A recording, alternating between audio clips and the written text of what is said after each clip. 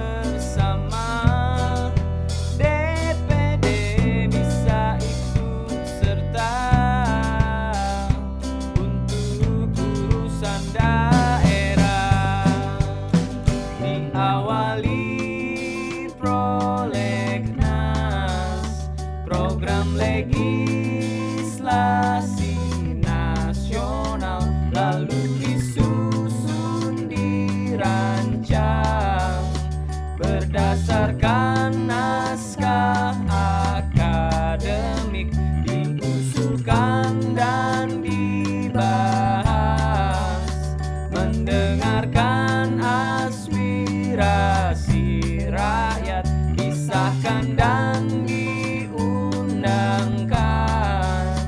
dikabarkan pada semua, bikin itu andalannya, tapi sudah terjamah, tak bisa digunakan, tak bisa diminum, krisis air pun datang. Dan kita harus berpikir ke depan, kita harus mempunyai aturan yang dirumuskan dengan sosialisasi yang baik. Ayo, marilah bertanggung jawab atas sampah kita sendiri, sehingga anak kecil kita yang bermain sepeda bisa leluasa di lapangan yang luas. Terima kasih. Mari kita ciptakan kebebasan dalam jawab untuk keamanan dan kenyamanan. Undangkan, dikabarkan pada semua, bikin undang-undang, harus undang-undang, hajat hidup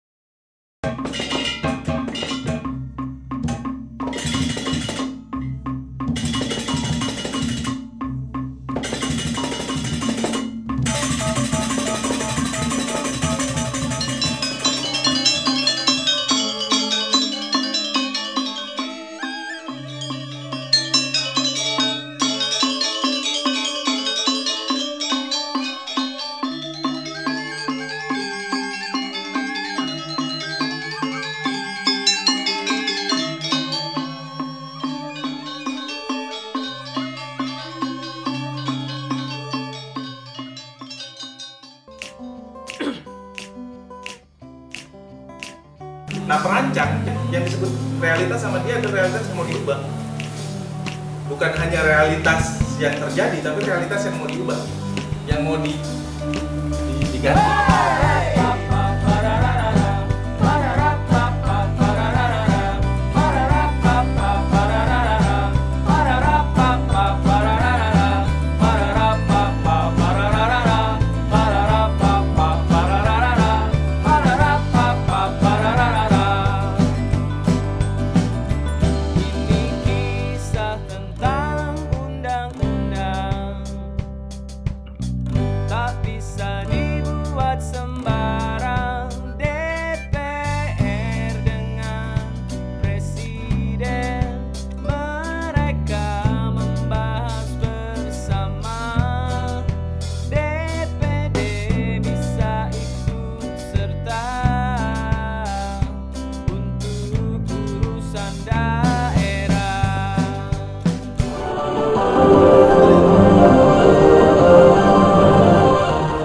Pemirsa yang tercinta, kembali kita bertemu dalam Silat dalam sekitar serta Silat. Akan kami Wawa yang sedang berada di salah satu pelosok Indonesia yang terletak di timur Indonesia, di mana warganya sulit untuk mengakses air. Berikut laporannya. Di sini ternyata sudah banyak perkembangan mengenai bagaimana pola pengembangan infrastruktur penyediaan air minum telah berhasil di desa ini. Gimana Pak, bisa diceritakan mengenai keberhasilan dari desa Bapak untuk bisa mengembangkan pola infrastruktur air bersih? Ya, jadi begini Mas ya, memang awalnya desa kami sangat kesulitan air, tapi berkat pertemuan antara masyarakat desa, pemerintah dan pengusaha kita sudah punya program Pak. Lalu yang kedua, investasi juga mulai lalu yang ketiga, kami targetkan dalam 2 tahun ke depan kita sudah bisa memenuhi 100%. Reportase dari rekan Sewa di daerah timur Indonesia. Semoga bermanfaat. Dan ingatlah untuk tetap menjaga air agar menjadi sumber daya yang murah dan terjangkau. Saya Rostini dari SCTV mengucapkan selamat siang dan salam siang. Salam jumpa lagi di Kick Sampah. Di tangan saya sudah ada surat yang katanya datang dari Bandung, mau mempresentasikan sebuah visi untuk kita nanti dia akan datang. Bagaimana kalau kita undang AA dan Teteh? Silakan. Tidak kalah pentingnya, malam ini juga kita akan diundang salah satu narasumber dari Ambon. Silakan.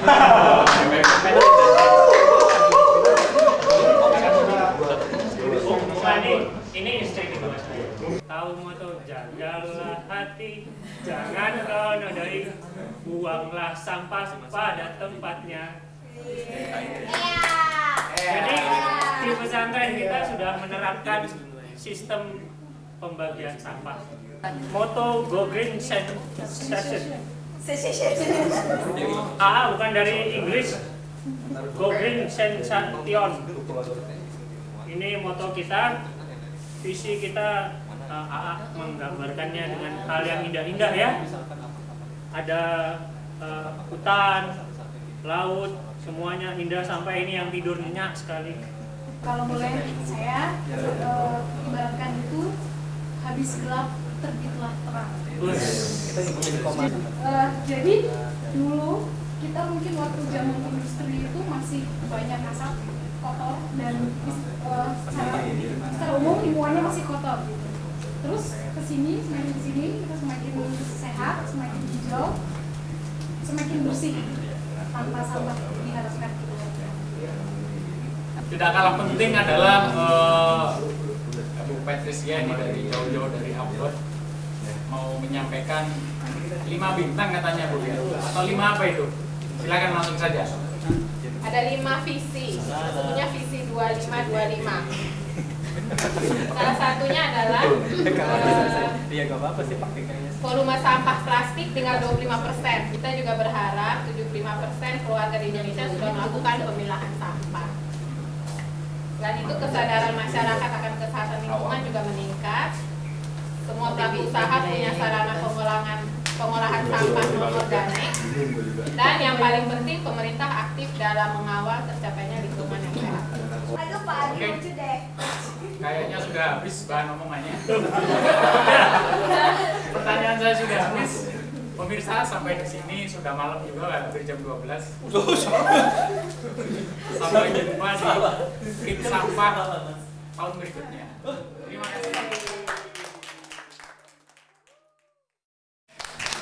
Saat ini kita akan membahas mengenai Indonesia tercinta. Kita kembali putar dulu. Kembali ke laptop. Kembali ke laptop. Ya. Apa ya namanya? Bapak kok mau jadi balik ke Indonesia lagi? Takut sebenarnya datang ke Indonesia karena dulu sempat ada saya dengar itu bom. Benar ya di Bali? Bukan dengar dong. Saya jadi agak-agak scary gitu. Oh, scary. Namun begini Mas Puput, ya, bahwa pemerintah telah mendeteksi adanya hal itu. Jadi sebetulnya nggak perlu ada rasa takut itu, ya kan?